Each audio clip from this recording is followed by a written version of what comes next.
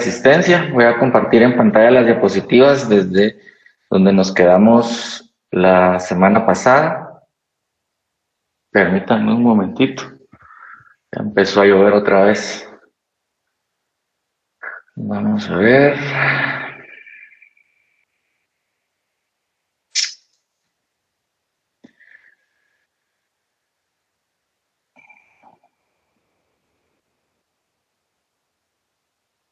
Bueno, tenemos ahorita bastante para trabajar, pero tenemos tiempo.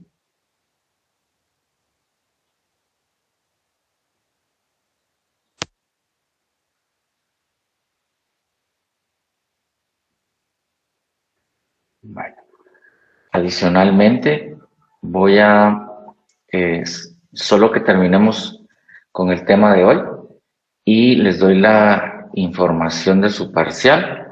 Vamos a revisar los temas en la guía didáctica previo a y solo necesito que tomemos en cuenta. Vamos ahorita a ver un par de cuestiones.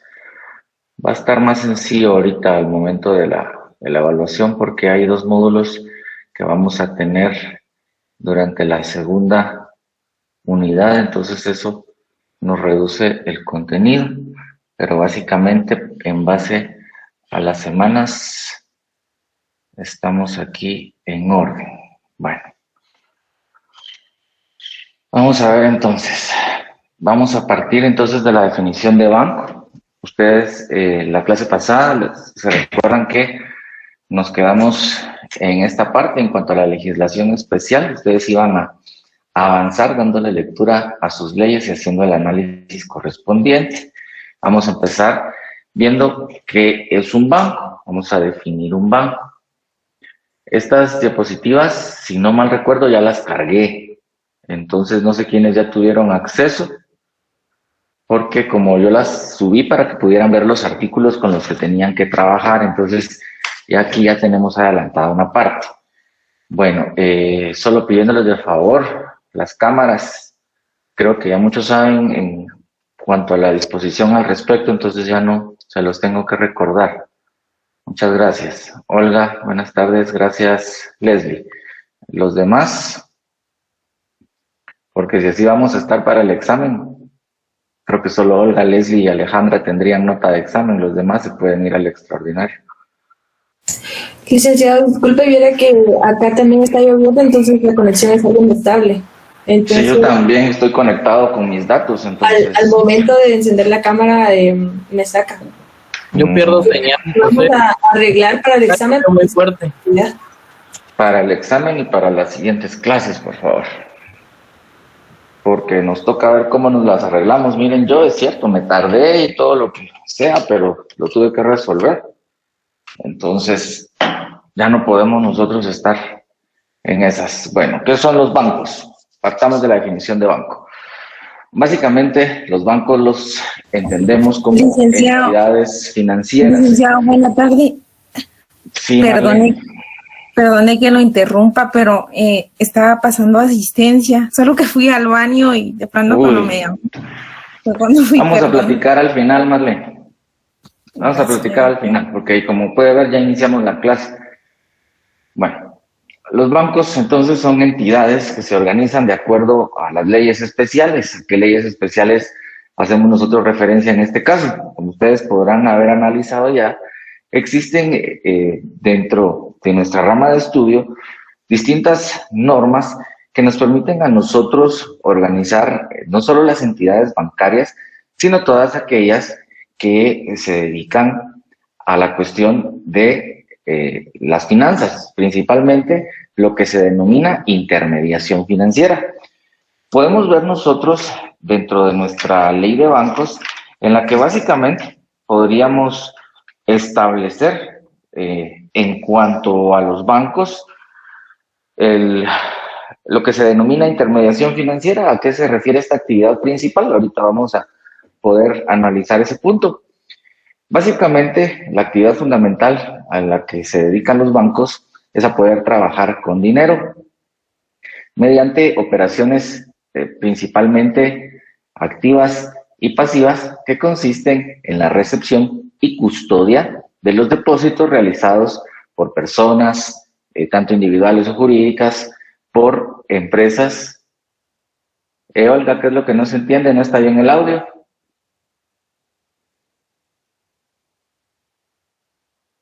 Olga, no sé si los demás me escuchan correctamente o es solo... Creo que es el internet. Sí, se escucha ¿Perdón? bien. Yo lo escucho bien, licenciado. Yo lo escucho bien. Creo que es el internet de las personas. Ok. Bueno, entonces, Alex, demasiada interferencia, pero se escucha entrecortado. Es lo que te estoy preguntando. ¿Se escucha entrecortado? Sí, licenciado, se escucha algo entrecortado, algo. Va, entonces voy a salir y volver a ingresar. El problema es que, como les digo, hay cosas que ya no puedo yo.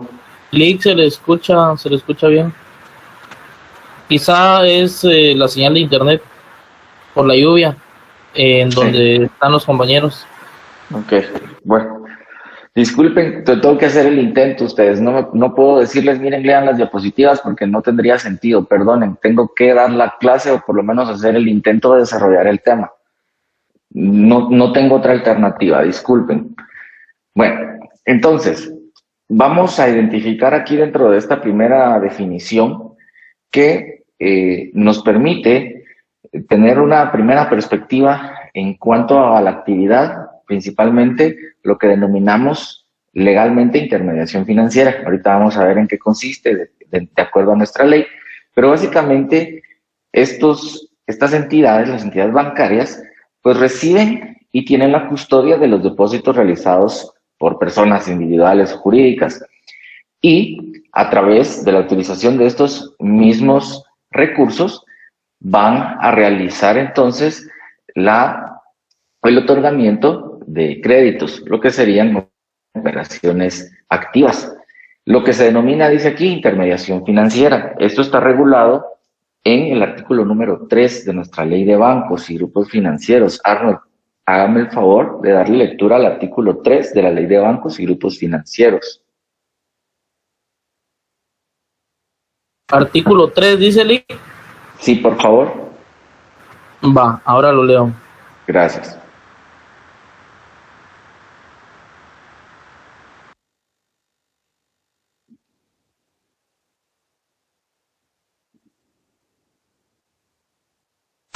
Sí se me escucha, ¿verdad? Sí, lo escuchamos. Gracias. Intermediación financiera bancaria. Los bancos autorizados conforme a esta ley o leyes específicas podrán realizar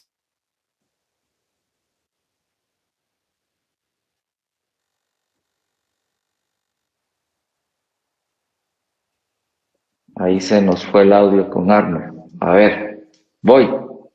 Me dicen si se me corta el audio. Intermediación financiera. Los bancos autorizados conforme a esta ley o leyes específicas podrán realizar intermediación financiera bancaria, consistente en la realización habitual, en forma pública o privada, de actividades que consistan en la captación de dinero o cualquier instrumento representativo del mismo, del público, tales como la recepción de depósitos, colocación de bonos, títulos u otras obligaciones, destinándolo al financiamiento de cualquier naturaleza sin importar la forma jurídica que adopten dichas captaciones y financiamientos. Entonces, básicamente, esto nos lleva a poder establecer, como vemos aquí en este segundo punto que yo les coloco, la realización principal o la principal actividad que tienen los bancos es poder recibir el dinero y darlo en préstamos.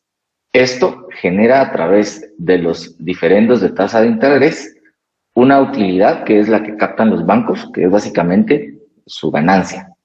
En este sentido, vamos nosotros a identificar que quienes entregan su dinero a los bancos, no tenga pena, Arnold, mientras quienes entregan su dinero a los bancos, básicamente reciben una compensación, digámoslo así, por la confianza depositada, por el hecho de poder entregar el dinero para ser custodiado por el banco. Entonces, en este sentido, vamos a ver nosotros que siempre las tasas de interés que el banco nos va a pagar en cuanto al dinero que nosotros depositemos van a ser tasas menores de la que los bancos cobran, en este caso, por el otorgamiento de créditos. Siempre las tasas para el otorgamiento de créditos, para las operaciones activas en este caso, van a ser más elevadas. Sociedades financieras. Identifiquemos en primer lugar qué es una sociedad financiera y recuerden ustedes aquí que nosotros no solo tenemos una ley de bancos y grupos financieros, sino una ley de sociedades financieras. Ubiquemos nuestra ley de sociedades financieras, por favor, para tenerla ahí a la mano.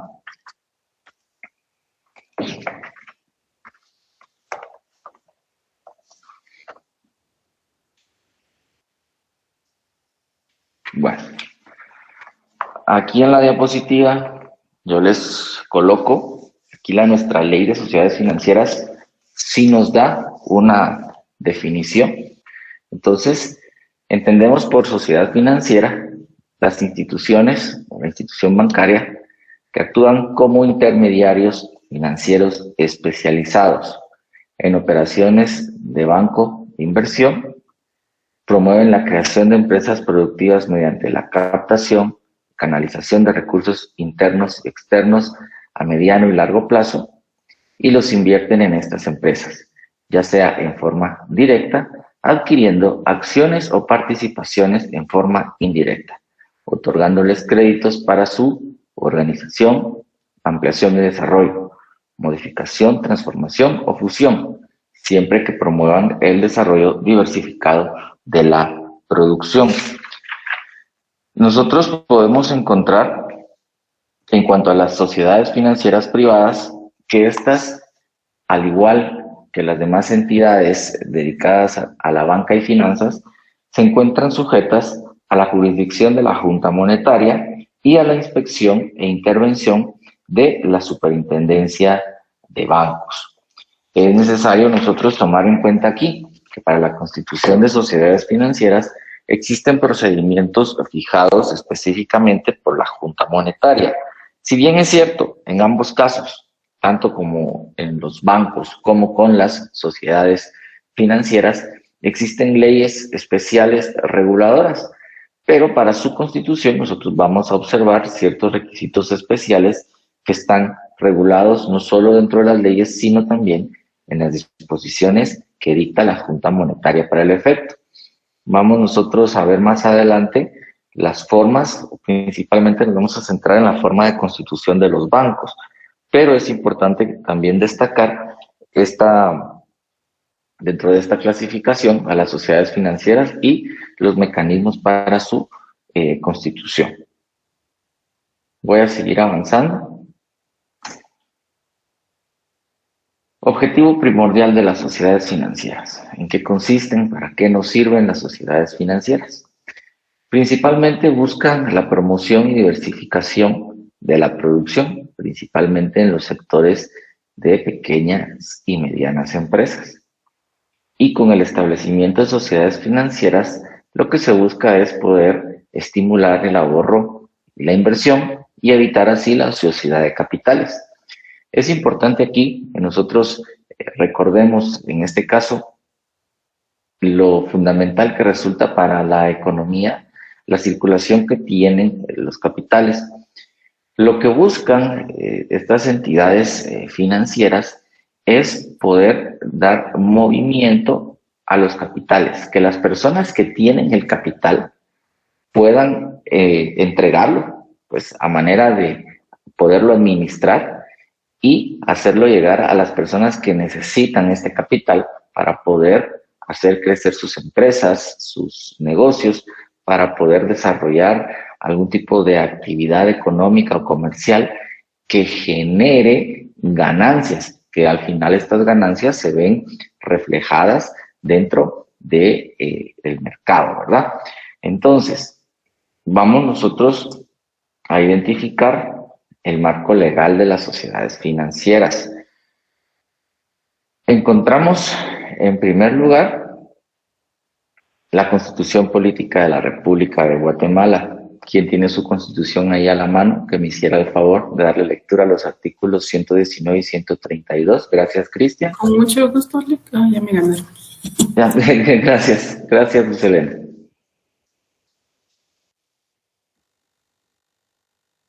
Disculpe, licenciado, le alcancé a escuchar 119 nada más. 119 y 132 de la Constitución, por favor. Okay. Obligaciones del Estado son obligaciones fundamentales del Estado. Inciso A, promover el desarrollo económico de la nación, estimulando la iniciativa en actividades agrícolas, pecuarias, industriales, turísticas y de otra naturaleza. Inciso B, promover en forma sistemática la descentralización económica administrativa para lograr un adecuado desarrollo regional del país. Inciso C, adoptar las medidas que sean necesarias para la conservación, desarrollo y aprovechamiento de los recursos naturales en forma eficiente. Inciso D, velar por la elevación del nivel de vida de todos los habitantes del país, procurando el bienestar de la familia. Inciso E, fomentar y proteger la creación y funcionamiento de cooperativas, proporcionándoles la ayuda técnica y financiera necesaria. Inciso F, otorgar incentivos de conformidad con la ley y las empresas industriales que se establezcan en el interior de la República y contribuyan a la descentralización. Inciso G, fomentar con prioridad la construcción de viviendas populares mediante sistemas de financiamiento adecuados a efecto que el mayor número de familias guatemaltecas las disfruten en propiedad. Cuando se trate de viviendas emergentes o en cooperativa, el sistema de tenencia podrá ser diferente. Inciso H, impedir el funcionamiento de prácticas excesivas que conduzcan a la concentración de bienes y medios de producción de detrimento de la colectividad. Inciso I, la defensa de consumidores y usuarios en cuanto a la preservación de la calidad de los productos de consumo interno y de exportación para garantizarles su salud, seguridad y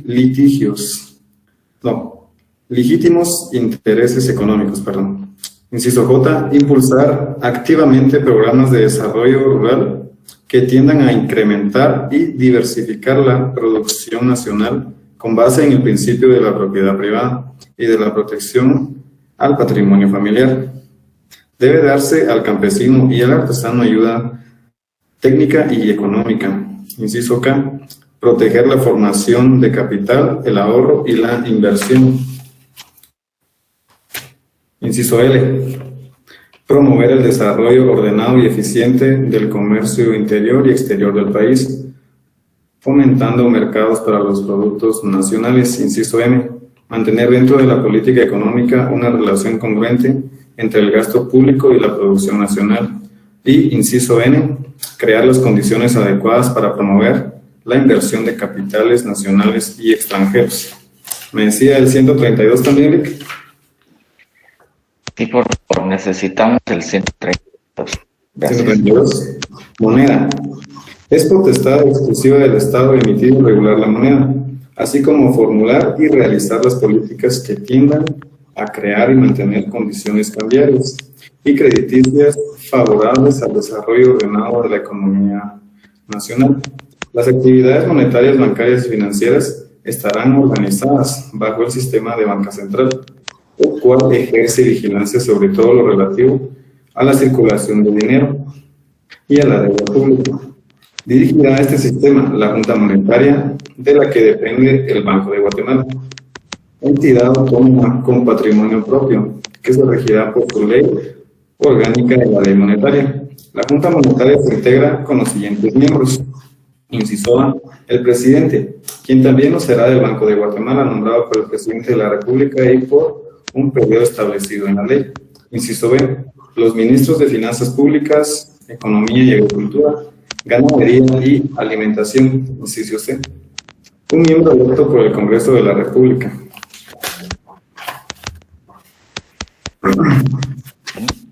Inciso D, Un miembro electo por las asociaciones empresariales de comercio, industria y agricultura, inciso E. Un miembro electo por los presidentes de los consejos de administración o juntas directivas de los bancos privados nacionales y, inciso F. Un miembro electo del Consejo Superior de la Universidad de San Carlos de Guatemala. Estos tres últimos miembros durarán en sus funciones un año. Todos los miembros de la Junta Monetaria tendrán suplentes, salvo el presidente, a quien nos sustituye el vicepresidente de los ministros de Estado, que serán sustituidos por su respectivo viceministro. El vicepresidente de la Junta Monetaria y del Banco de Guatemala, quien también será nombrado por el presidente de la República, podrá concurrir a las sesiones de la Junta Monetaria, juntamente con el presidente, con voz, pero sin voto, excepto cuando sustituya al presidente en sus funciones, en cuyo caso se tendrá voto. El presidente, el vicepresidente y los designados por el Consejo Superior Universitario y por el Congreso de la República deberán ser personas de reconocida honorabilidad, notoria preparación y competencia en materia económica y financiera. Los actos y decisiones de la Junta Monetaria están sujetos a los recursos administrativos, igual de lo contencioso administrativo y de casación. Muchas gracias. Entonces, a esto vamos en primer lugar a esto, si ustedes se dan cuenta, de forma fundamental,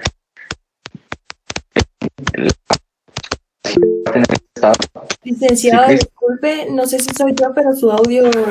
Ahora sí se le escucha entrecortado, Lick. Ahorita como si estuviera bloqueando su micrófono, licenciado. Lick, disculpe, Lick, disculpe, como sugerencia, como se está entrecortando su comunicación, ¿qué tal si graba el resto de la clase por aquello de que, o si no se pudiera seguir? Se puede grabar. Ah, ya no se puede grabar. Ya no. Bueno, Lick. Ahorita como que ya está mejorando su señal, Lick. Es que hay que empezar. Voy a salir. Sí, creo que varios tenemos ese problema, Lick, por la tempestad y la lluvia fuerte.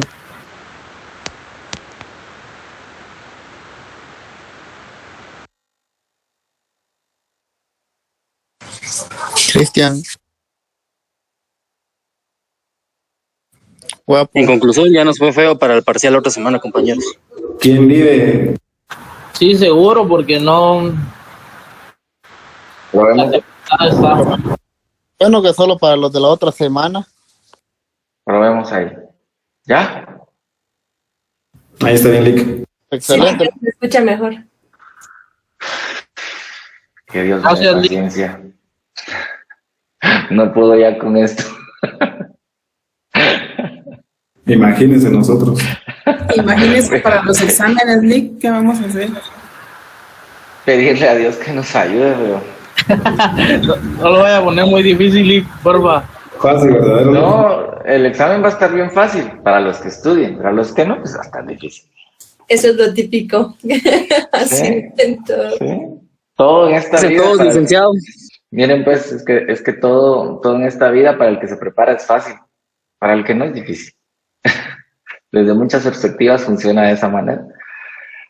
¿Ustedes creen que los atletas olímpicos llegan a una competencia y qué sencillo se les hizo ganar? No, tuvieron una preparación de mucho tiempo. Nadie se prepara para una maratón con un mes de anticipación o con 2, 3 días.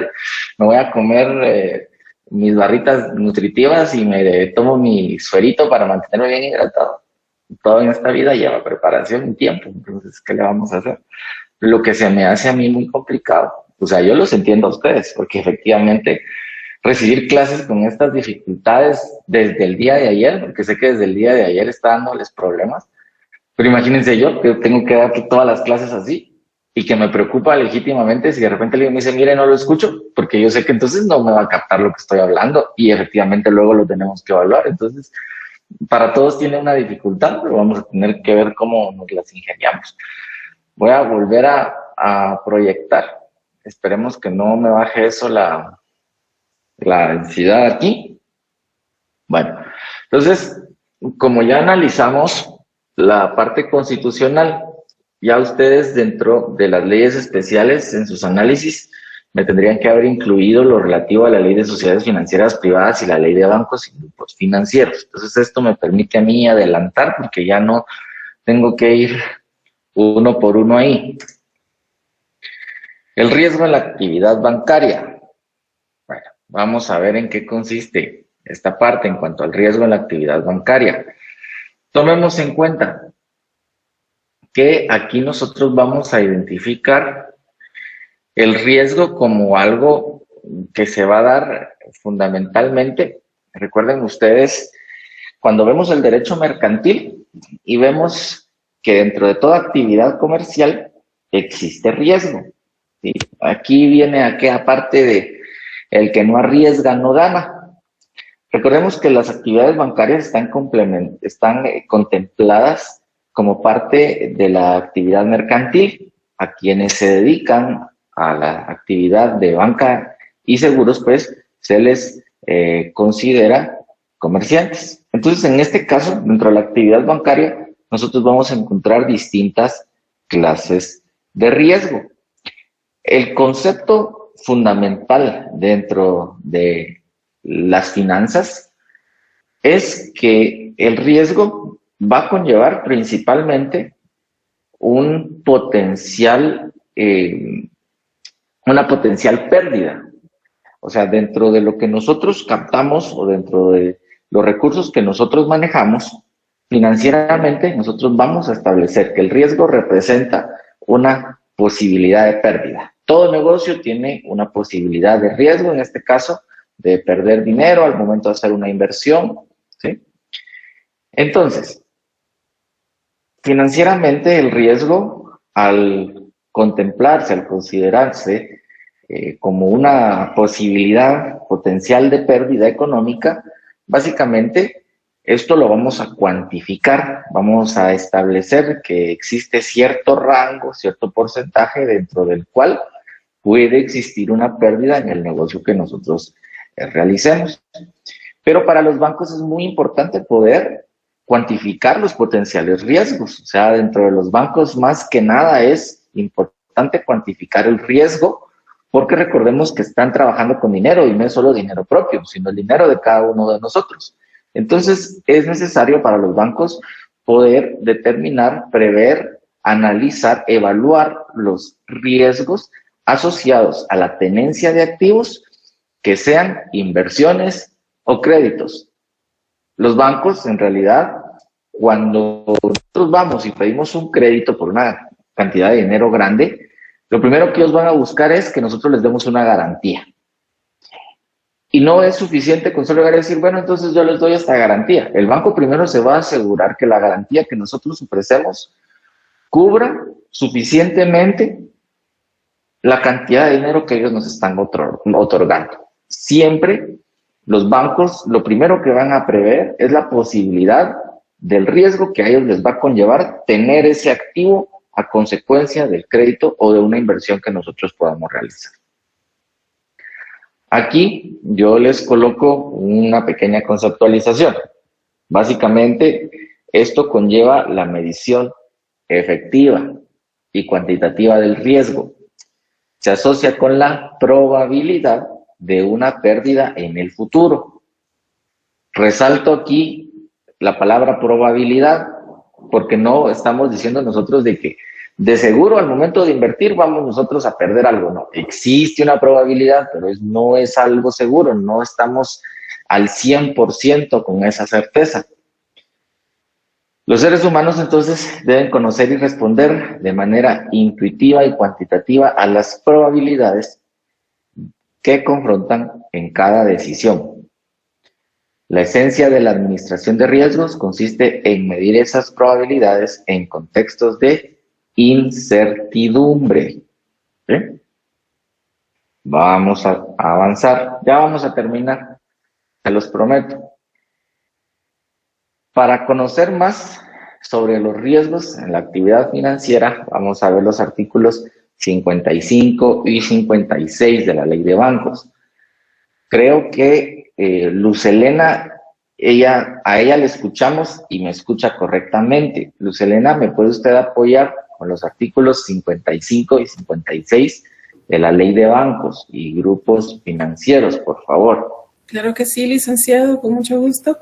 Gracias. El artículo 55, riesgos.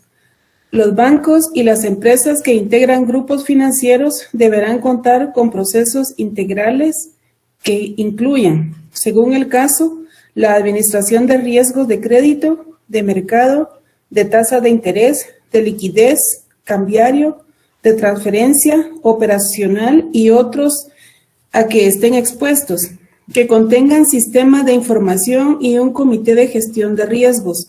Todo ello con el propósito de identificar, medir, monitorear, controlar y prevenir los riesgos. El 56. Políticas administrativas. Los bancos y las empresas que integran grupos financieros deben contar con políticas escritas actualizadas relativas a la concesión de créditos, inversiones, evaluación de la calidad de activos, suficiencia de provisiones para pérdidas y, en general, políticas para una adecuada administración de los diversos riesgos a que estén expuestos.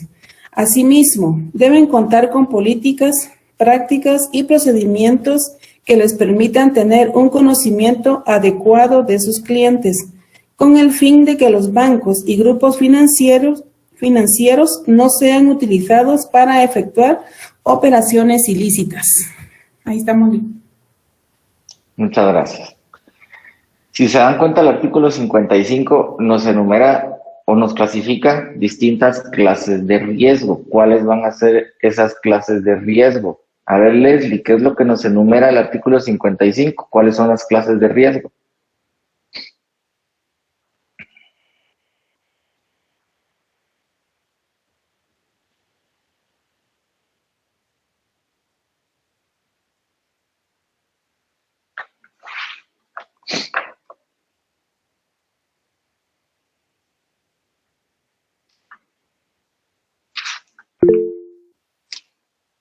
Oscar. Perdón, sería medir, monitorear y controlar y prevenir los riesgos. No, las clases de riesgo son de crédito, de mercado, de tasa de interés, de liquidez, cambiario, de transferencia, operacional. 7 clases de riesgo. Aquí voy con las clases de riesgo. De una vez marquen ahí, en el artículo, específicamente las clases de riesgo, para que ustedes las puedan enumerar. Lo único es que la ley pues, se nos queda un poquito a medias, porque en realidad no nos hace ver, por ejemplo, en qué consiste el riesgo de crédito. Solo nos habla de los riesgos, las políticas administrativas, el control interno, pero no nos dice, bueno, el riesgo consiste en esto. El riesgo de crédito, el riesgo de mercado, ¿verdad? Entonces aquí es en donde nos toca a nosotros irnos a la doctrina. Básicamente esto ya son, hablemoslo así, quizás aquí me salgo un poquito de la parte específicamente jurídica, hablamos un poco de conceptos económicos, ¿sí? En la economía sí nos define las clases de riesgo, ¿verdad? Entonces, particularmente aquí en el derecho bancario nosotros tenemos que tener la base en cuanto a las finanzas. Tenemos una cierta base a partir del derecho financiero, solo que se nos enfoca el derecho financiero más al aspecto público, nos lleva a la actividad financiera del Estado y ahí desarrollamos el derecho tributario. Pero en cuanto al derecho bancario, este también tiene su injerencia en el derecho financiero, porque es el sector privado el que principalmente motiva el movimiento financiero, la economía. Entonces, es aquí en donde definitivamente nosotros tenemos que partir de estos conceptos. Entonces, afortunadamente, pues aquí tenemos ciertos aspectos, traté de resumírselos, los pueden consultar luego en las diapositivas, oyen, para que, yo sé que tampoco se trata de memorizar, pero vamos a tener la idea de qué consiste cada uno. Riesgo de crédito. El riesgo de crédito básicamente se define o se expone como aquel que sufre el patrimonio cuando la contraparte, hablemos aquí de los clientes, no cumplen con el pago de sus obligaciones en los términos previamente acordados. y este surge desde el momento que los fondos son colocados o comprometidos. Básicamente, cuando hablamos de una operación activa aquí, cuando los bancos realizan el otorgamiento de un crédito a favor de alguno de sus clientes, siempre existe el riesgo latente de que la persona pueda ser o en algún momento quede insolvente. ¿Y qué hace el banco ahí? Debe de asumir ese riesgo. Básicamente, ahí si la persona llega a quedar insolvente, lo que va a suceder es que no va a poder cumplir con la obligación adquirida con el banco. Entonces, ¿ahí qué hace el banco? Si el banco ya no percibe de vuelta ese dinero, no va a llegar después, usted le va a decir, bueno, vengo a hacer un retiro. Fíjese que no le podemos dar su dinero porque un cliente nos quedó mal, entonces no tenemos la liquidez para devolverse. El banco está asumiendo ahí un riesgo directamente, ¿no? Entonces, el riesgo de crédito siempre va a estar en toda operación crediticia, principalmente el otorgamiento de créditos que hacen los bancos. Riesgo de mercado. En este caso, el riesgo de mercado desde la perspectiva económica va a referirse a las pérdidas que pueden existir en cuanto a las inversiones por la variabilidad o la diferencia de precios. En este caso, como los bancos en realidad no trabajan con mercaderías, que yo pueda decir es que ahorita subió la materia prima, por ejemplo, la gente que hace comida para vender, ¿verdad? Y que les elevan el precio de la carne, el precio del pan, el precio de los huevos, y de pronto ven que le deben, que no pueden ellos seguir manteniendo el precio de sus productos. Pero en el caso de los bancos, lo que a ellos les representa el riesgo de mercado son principalmente la tasa de interés y el tipo de cambio, porque recordemos, de cierta manera aquí, el producto, la materia prima del banco va a ser el dinero. Pero como empezamos a mover ese dinero, el aumento en las tasas de interés definitivamente se va a ver reflejado y va a afectar a los clientes, pero es que el banco debe entonces también responder a ese aumento de tasas de interés, lo que en definitiva les causa a ellos un menoscabo, porque ¿qué va a pasar? Si la tasa de interés ayer la teníamos al 7%, por ejemplo, y con el aumento de las tasas ya empiezan a llegar al 12%.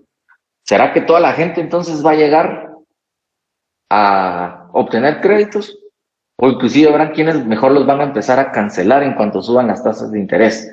Entonces eso le baja, digámoslo de esta manera, le baja el negocio al banco. Entre menos créditos otorguen, menos utilidad van a obtener por los diferendos de tasas de interés. O al igual que la tasa de cambio, la tasa de cambio igual va a repercutir en las operaciones bancarias. Entonces siempre va a existir este riesgo de mercado, particularmente con los bancos. Hablamos en función de las tasas de interés y del tipo de cambio. Riesgo de liquidez. Este sí es bastante delicado con los bancos. Encontramos nosotros, y aquí tengo un error en cuanto al texto. Estoy viendo que se me duplicó con el riesgo de crédito. Miren, aquí está. Entonces eso se los voy a corregir.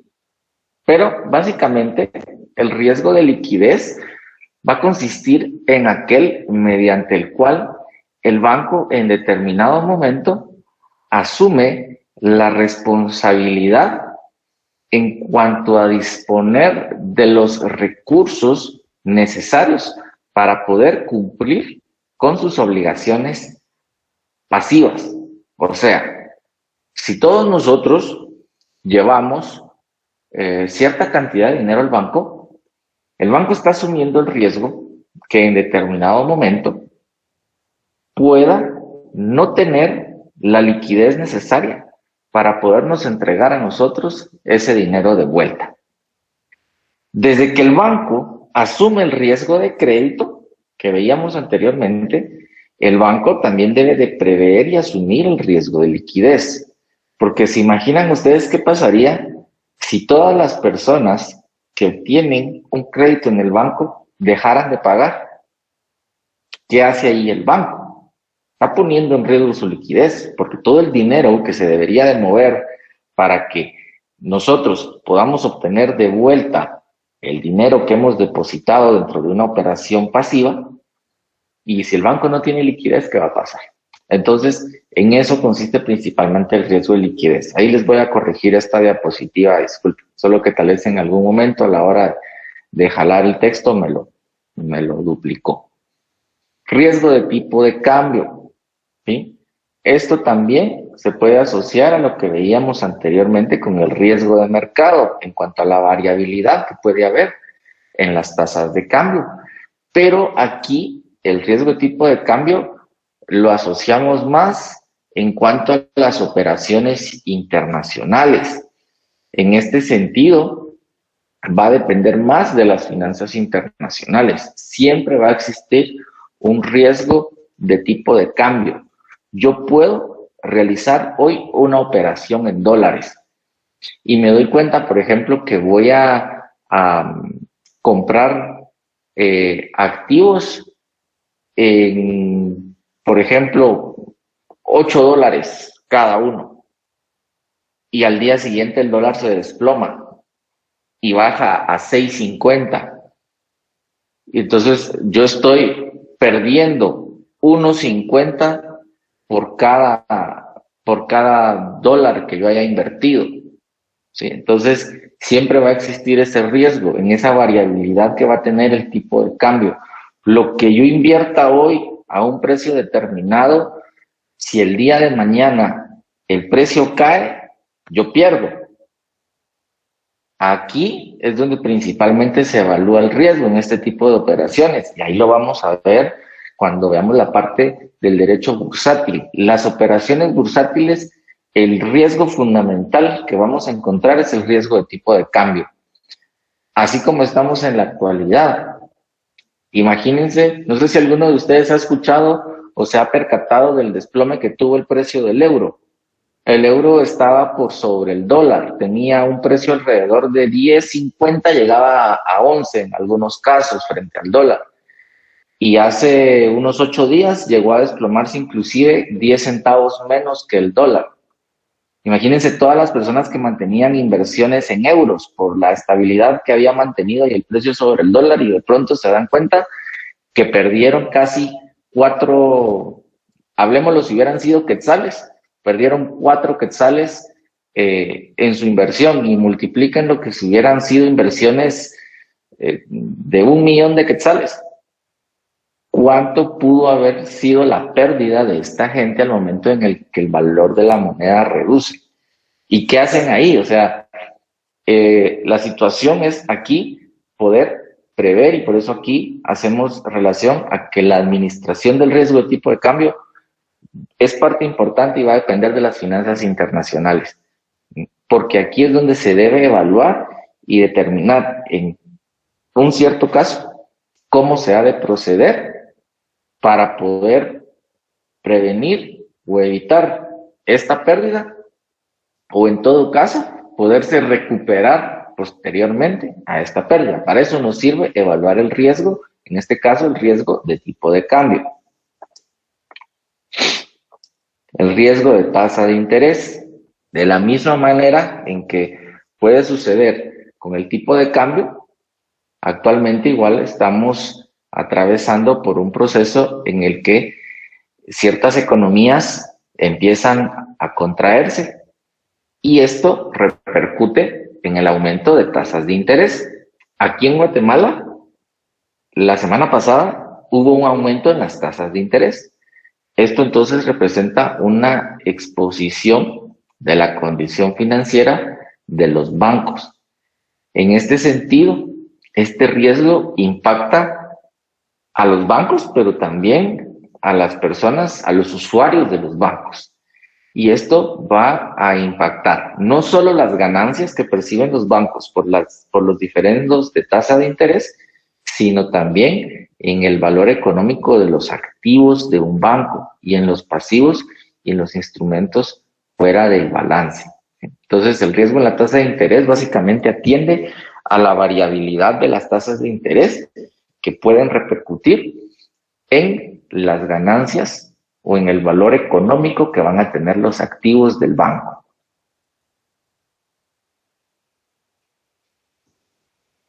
Y el riesgo operativo. El riesgo operativo fundamentalmente se va a basar en la necesidad que tienen los bancos de poder establecer los manuales de operación y funcionamiento.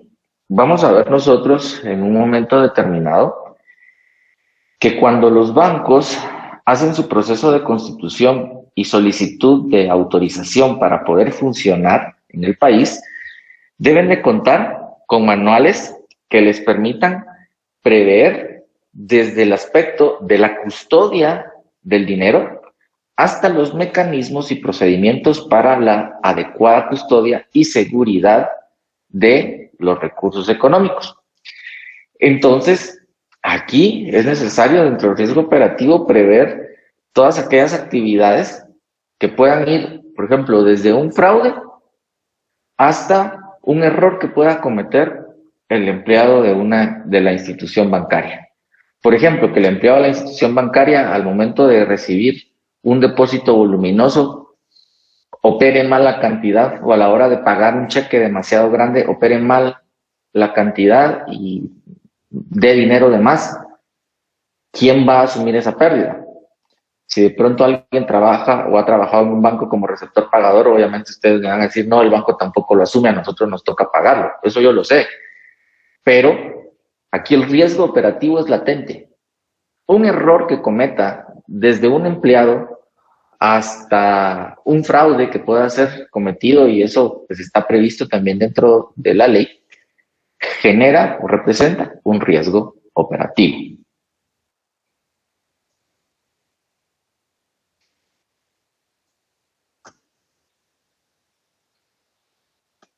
Sigo con los riesgos. Riesgo país. Básicamente, esto refiere en adición al riesgo inherente de crédito de la contraparte, ¿sí? Los préstamos internacionales incluyen el riesgo país, que se refiere a los riesgos asociados con el ambiente económico, político y social, donde el prestatario tiene su domicilio. Sucede que los bancos del sistema no solo realizan operaciones dentro de nuestro país, los bancos también realizan operaciones de crédito a nivel internacional.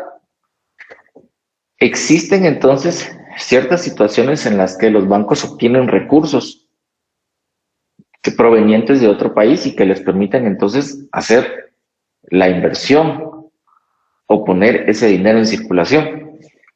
Pero ¿qué pasaría entonces si de pronto el recurso proveniente sucede que el país empieza a atravesar una crisis económica?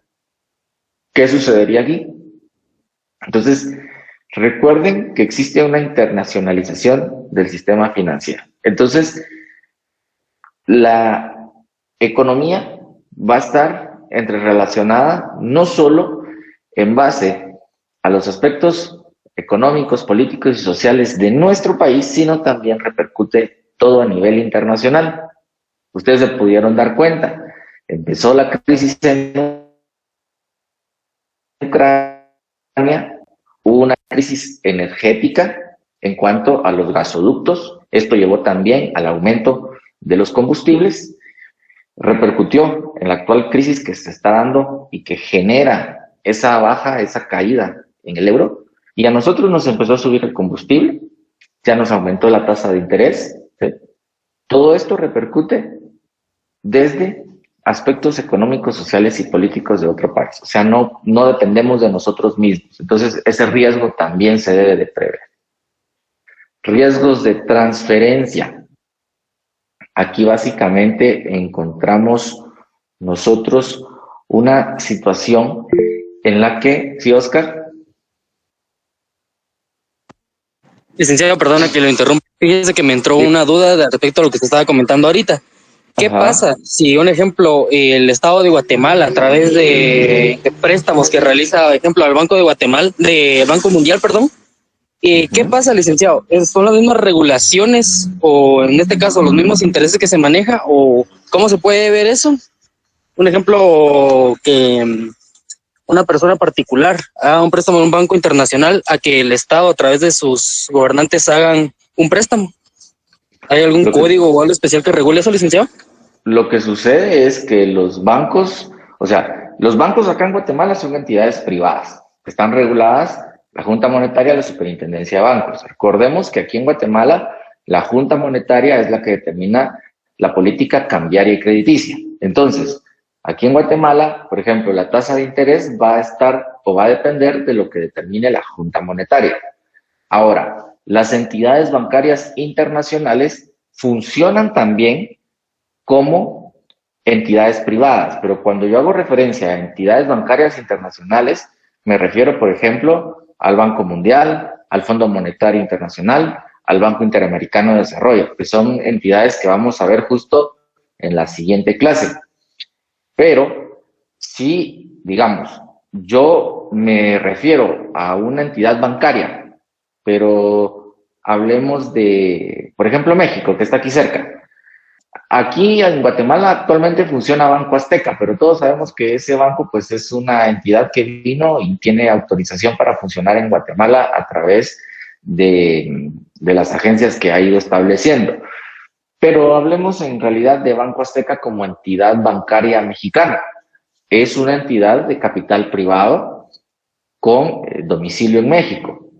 Usted, si la entidad bancaria lo permite y usted radica en México o tiene negocios en México o intereses en México que le requieran invertir dinero, usted puede acudir a Banco Azteca y solicitar el crédito en Banco Azteca bajo la tasa de interés y condiciones que estén vigentes en ese momento para los bancos privados en México. Ahora, usted, de forma individual, así como quien dice yo, Oscar Leonel, no puede ir y solicitar al Banco Interamericano directamente un préstamo.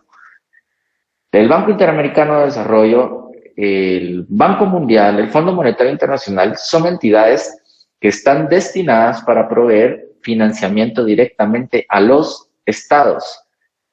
Particularmente el Banco Interamericano de Desarrollo sí tiene la particularidad que tiene líneas de crédito para particulares, pero no es de que directamente usted acuda al Banco Interamericano de Desarrollo, sino el Banco Interamericano de Desarrollo destina ciertos fondos para ser administrados a través de entidades nacionales y proveerle a usted una línea de crédito, regido siempre por las condiciones cambiarias y crediticias del país.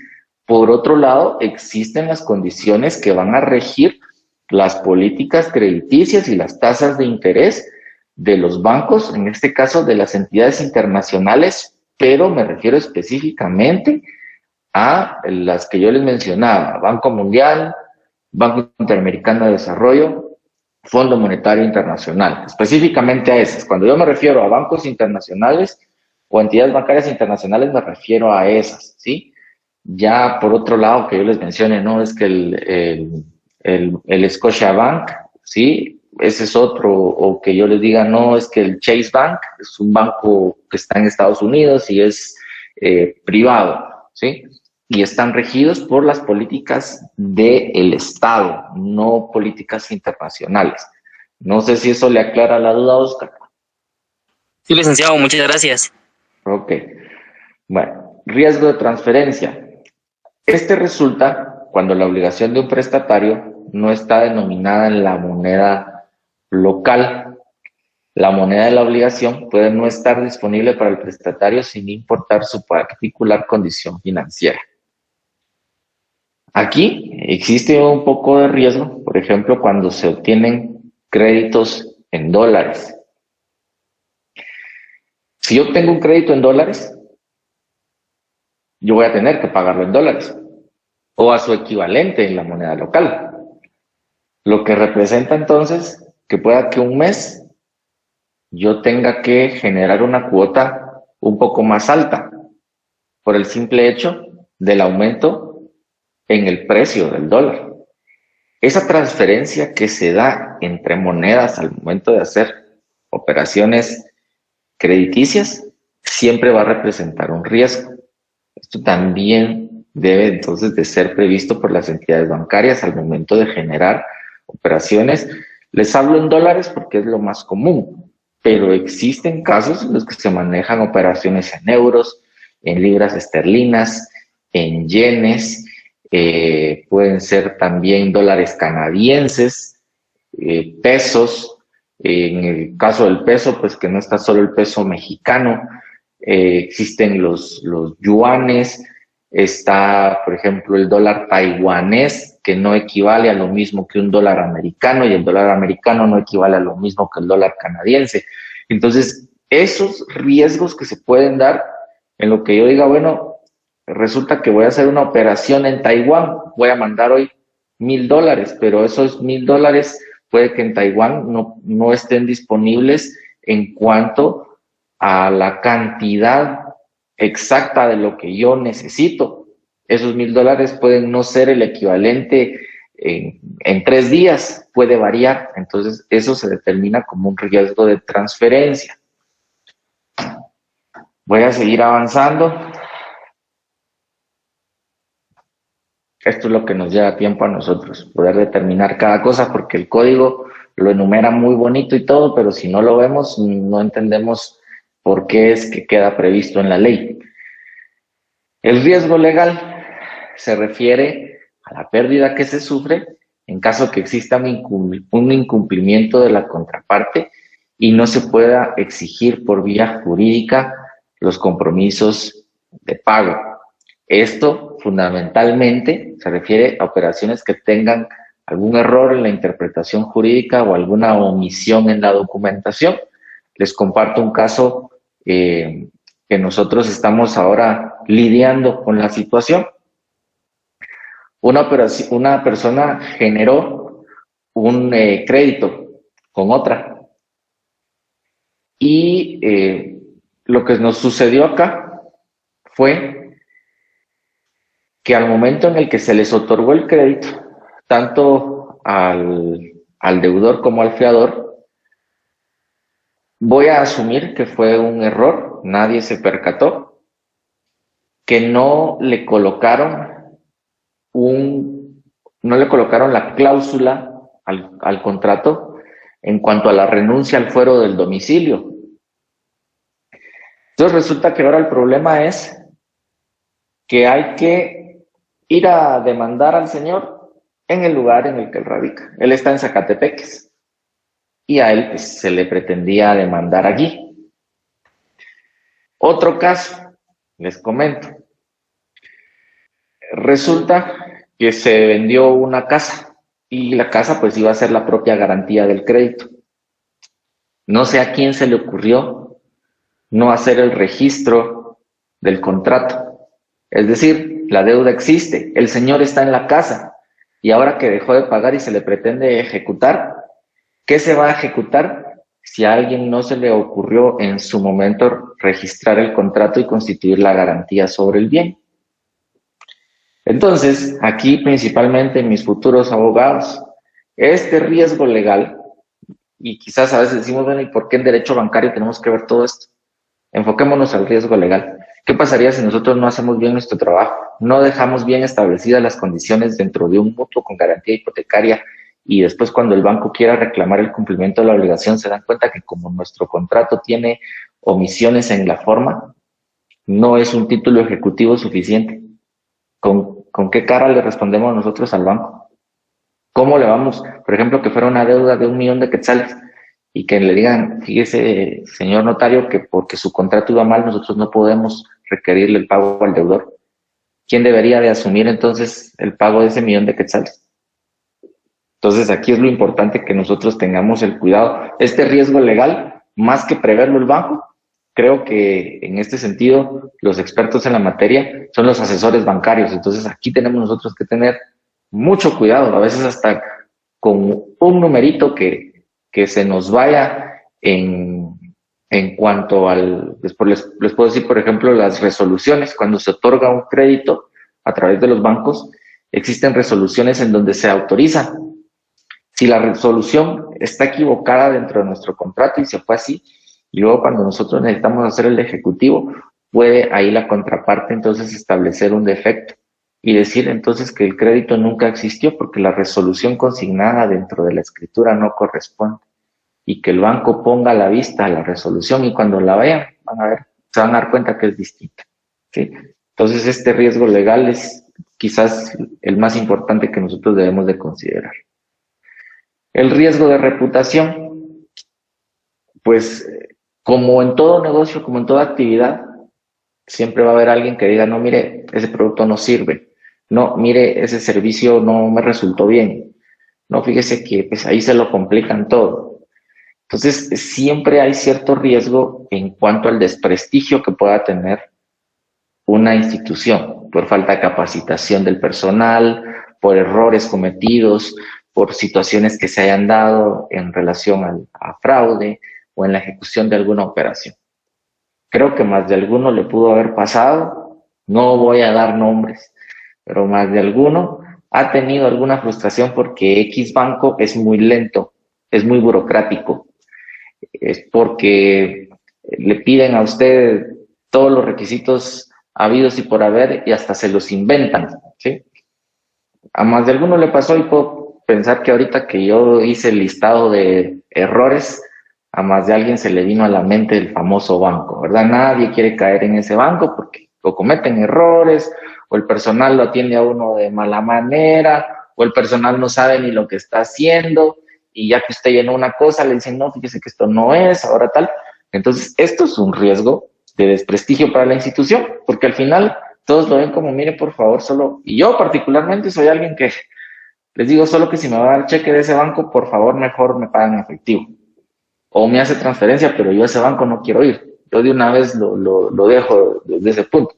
Entonces, esto quizás es uno de los riesgos que en algún momento hasta se descuida por las entidades bancarias. Prevén el riesgo de crédito, el riesgo de transferencia, los riesgos legales, pero lo que menos les interesa es la imagen que están proyectando al público. Y creo que eso es una de las cuestiones que principalmente se debe cuidar. Porque si el banco deja de tener clientes, va a dejar de recibir dinero y entonces, si yo digo, no, miren, pero es que en ese banco qué difícil sacar un crédito, simplemente me lo llevo a otro banco, aunque me cobren más tasa de interés. Y yo lo he hecho. En una ocasión me resultó más caro en un banco, pero dije yo, con tal de no ir a ese otro, lo prefiero de esa forma. Entonces, créanme, suele suceder también en cuanto al riesgo de reputación.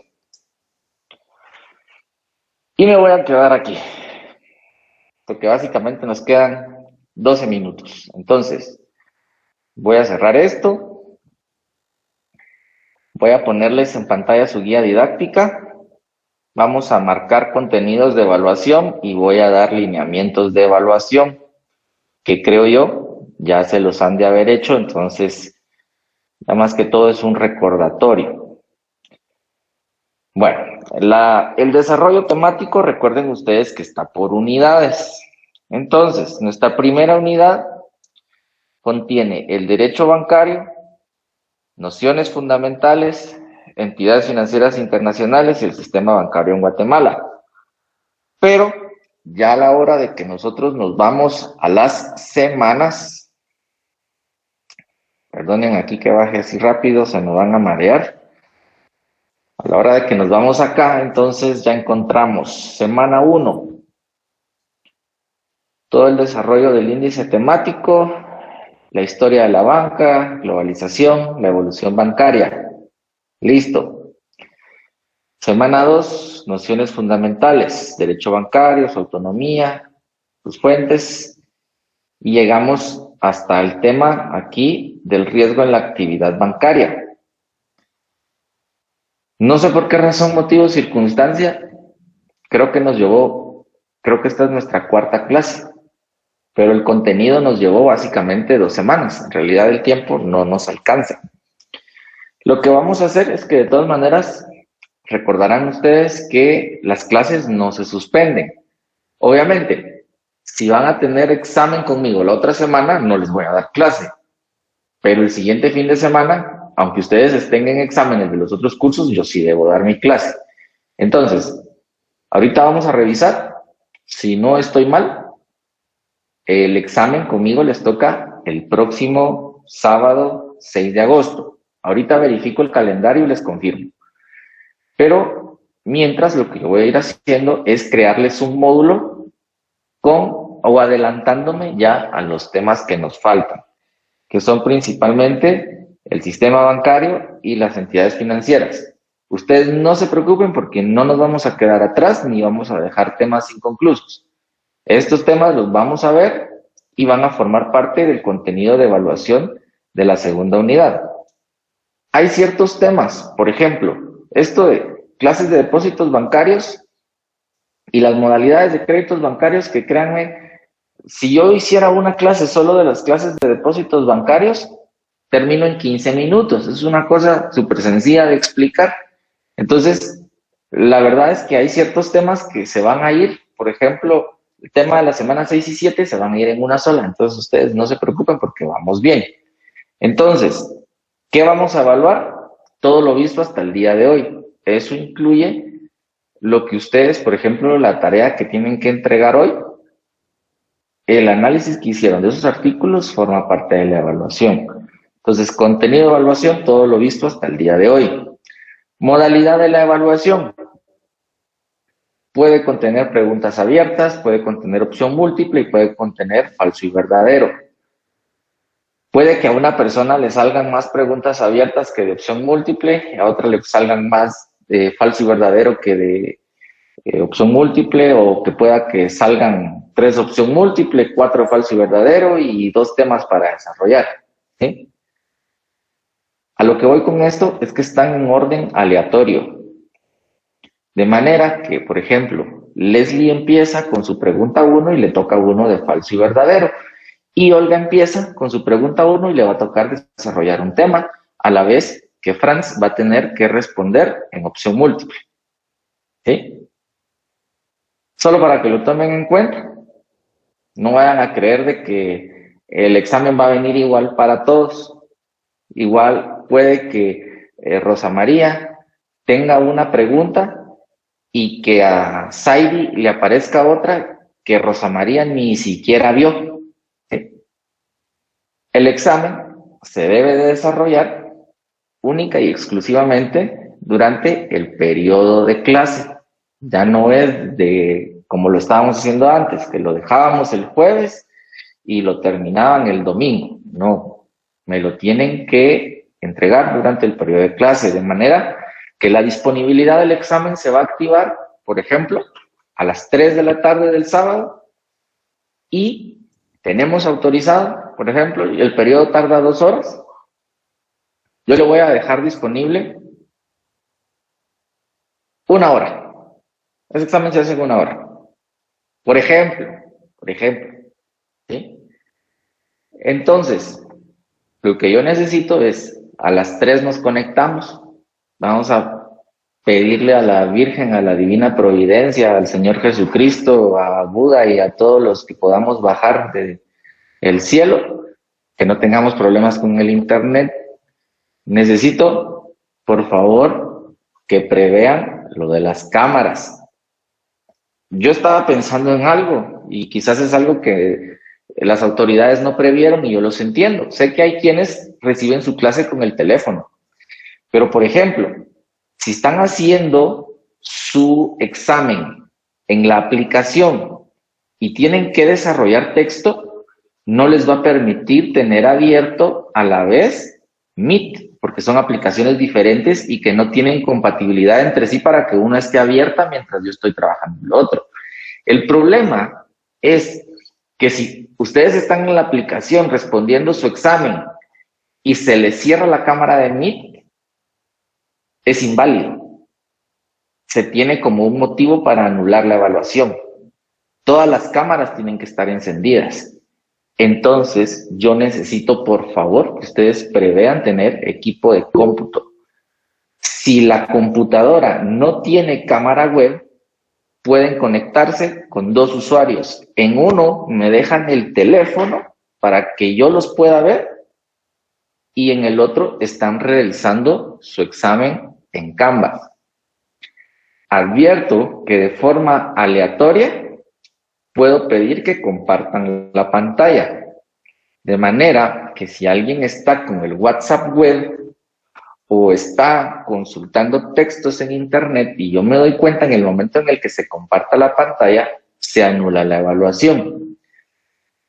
Como la calendarización de exámenes está prevista, entiendo que hay quienes puedan tener situaciones laborales y lo siento, pero tienen que preverlo, tienen que pedir sus permisos, o si no se van a poder evaluar, igual les van a tener ellos que dar una constancia y se tienen que ir al extraordinario.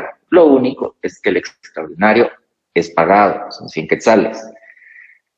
Lamento no poder acceder a ninguna otra condición que no sea la de tener la cámara puesta. Es una disposición de decanatura y no voy a ser yo el que les diga, mire, no lo vamos a hacer. Con mucho gusto, yo les facilito el correo del decano y ustedes le exponen a él todos los peros y todos los inconvenientes, pero yo no puedo dar un paso atrás con eso. Voy con Arnold y luego con Wendy. Lick, disculpe, con una consulta. Digamos, como por acá donde me encuentro, se va mucho la energía eléctrica y más o menos es en horas de la tarde que llueve más fuerte y que se va la energía. Entonces, automáticamente cuando se va, me desconectaría de mí. Entonces, no sé, o sea, podría conectar el internet del celular, pero en lo que lo vuelvo a conectar o algo, me sacaría de la llamada, entonces no tendría acceso a mi cámara. ¿Eso sería objeto ya de que me anule el examen? ¿O le puedo decir que, por ejemplo, se fue la luz y Lick, mire esto y el otro, o le puedo exponer? Si usted me indica en ese momento, se fue la luz y no tarda más de 1 minuto o 2, es razonable. Pero si yo veo una cámara que se apaga y o sea, fíjese que sucede algo. Si usted se sale, o sea, si se le va la luz, no solo se le va a apagar la cámara, sino que a mí me parece que ha salido. Pues si usted me dice, mire, se me fue la luz y por eso se me cerró mi usuario, entiendo. Pero si yo lo veo a usted aquí conectado con la cámara apagada, eso es motivo para la anulación de la evaluación. Porque sí está conectado, pero con la cámara apagada. Sí, ¿ya? Pero digamos... Entonces, si el usuario se va, ¿sí? Lo único es que si yo veo, aquí viene lo otro, que ahorita, digamos, estamos aquí, y alguien se sale de la sesión de Meet, como quien dice, se me fue la luz, pero yo puedo entrar a Canvas y ver si en ese momento usted está desarrollando la evaluación. Entonces, lo lógico sería que si en este momento usted se desconecta de Meet porque se le fue la luz, también usted salga de la evaluación. A mí me sale, cuando ustedes están desarrollando la evaluación, me sale en curso y me aparece la hora de la última conexión. Entonces tiene que coincidir, o sea, si se va a salir de Meet porque se le fue la luz, también tiene que salir de la evaluación a la vez. Bueno, está bien, Lick, eso yo lo reviso, o sea, usted me dice, mire, se me fue la luz, entonces yo ya reviso. Si efectivamente en el momento en el que usted se desconecta me coincide que perdió conexión con Canvas, es que efectivamente tiene que reingresar y comenzar con su evaluación nuevamente. Que esa es otra cosa. Yo sé que no va a ser con ustedes. Yo sé que ustedes son personas serias y honestas. Pero como tengo unos mis estudiantes de primer año que todavía piensan hacerme trampa, resulta que al que se le ocurra salirse de la evaluación con el pretexto de que se me fue la luz o me falló el internet, cuando en realidad están consultando textos, la sanción es que no pueden comenzar el examen desde la pregunta donde se quedaron. Así es que si iban en la 5 y por tratar de responderla se salieron, van a tener que empezar desde la 1 y no les van a salir las mismas preguntas, salen cambiadas. Entonces, si alguien quiere asumir el riesgo de salirse de la evaluación para consultar, solo le advierto que va a tener menos tiempo para tener que hacerla completa de nuevo y son preguntas diferentes. Sé que no va a pasar con ustedes, ¿sí? Wendy. Licenciado, buenas tardes, mucho gusto. Hoy fue mi primera clase con usted porque hasta esta semana me pude inscribir. Ajá. Y estaba revisando, bueno, no había escuchado cómo iba a ser la modalidad de los exámenes, pero por lo que entiendo, todos nos tenemos que examinar a la misma hora, en la hora de su curso, con cámara, ¿verdad? Sí. Ah, bueno, muy bien. Así es. Y también estaba viendo la tarea que tenemos que entregar hoy. Ujú. Dice, presente un análisis de los artículos indicados de acuerdo a cada una de las normas especiales que rigen el derecho bancario. Vence hoy a medianoche, ¿verdad? Déjeme ver.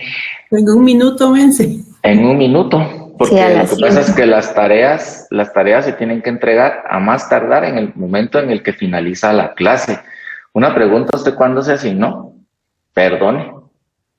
El miércoles, creo, o ¿Y jueves. hasta cuándo entró a la plataforma? Hoy. Ah, ok.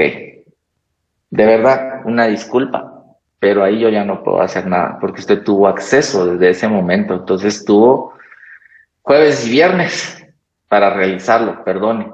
Y yo sé que ahorita ya no le va a dar tiempo, pero créanme que he tenido esa situación y es por eso que yo no les pido tareas, por ejemplo, de sábado para domingo o de sábado para miércoles. Principalmente sé que todos aquí tienen obligaciones laborales y sería mucha sobrecarga decirles, miren, tienen 2 días para entregarme una tarea. Pero en este caso que usted estuvo asignada el miércoles y hasta hoy ingresó, también pues la responsabilidad le corresponde a ustedes como estudiantes. Así que, Wendy, necesito que se ponga pilas. Yo las diapositivas que hemos usado las he cargado a la plataforma. Voy a necesitar que al menos lea las diapositivas. En la guía didáctica está el texto guía. Lea los temas en el texto guía y lea principalmente los artículos sobre las leyes que están indicadas en las diapositivas. Es lo único con lo que yo de momento podría apoyarle para su evaluación, que ahorita verifico la fecha y le digo a todos, tarea no les voy a dejar hoy, porque si tienen el examen el próximo sábado, entonces espero que se puedan preparar. Pero sí, Wendy, ahí lo siento, si la asignación hubiese sido de ayer para hoy, que usted me mire, hasta hoy me habilitaron el acceso, yo lo entiendo, pero tuvo acceso 2 días, entonces en ese tiempo usted tendría que haber previsto la tarea, perdón. Está bien, licenciado, muchas gracias. Disculpe. Alguien más había levantado la mano, perdón, pero estaba yo. Cristian.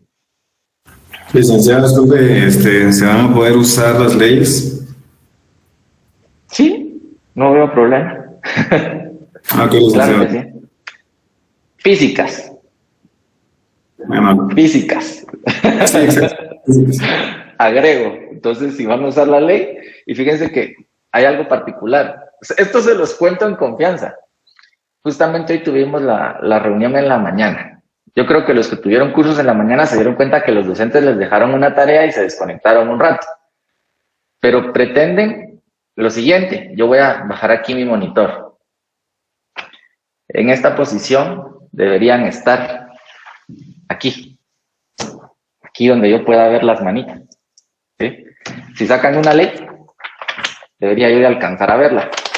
Sé que nos vamos a complicar mucho la existencia y voy a hacer... Sí, yo sé que para qué, ¿verdad? O sea, pero bueno. Lick, nosotros somos estudiosos, Lick. Mi cámara no se puede mover, Lick ya tiene una posición fija. Vieran ustedes que a ustedes les daría risa, pero mi equipo de cómputo, o sea, yo puedo venir aquí, bajo, y todavía la cámara se puede graduar todavía más, ¿ya? Porque vean, Ay, yo Lick, tuve... ¿cómo va a comparar? A nosotros no. Yo lo entiendo, pero se los digo, ¿saben por qué ustedes? Porque a nosotros también, de repente van a creer ustedes que en las reuniones de docentes están, por favor, licenciado, encienda su cámara, y hay quienes no lo hacen, les soy honesto. Pero a mí me sirve por el simple hecho de que, miren, yo este año, por muchas razones, no pude continuar con otra carrera que tenía yo previsto. Y les dará risa, pero en el momento en el que yo tuve que hacer exámenes en esas mismas situaciones, porque ese examen, o sea, fue el año pasado, me hacían eso. O sea, yo tenía que bajar, o sea, por eso graduar mi monitor y la cámara. Sí, en la portátil sí no se puede, por eso les digo, ¿para qué nos vamos a complicar?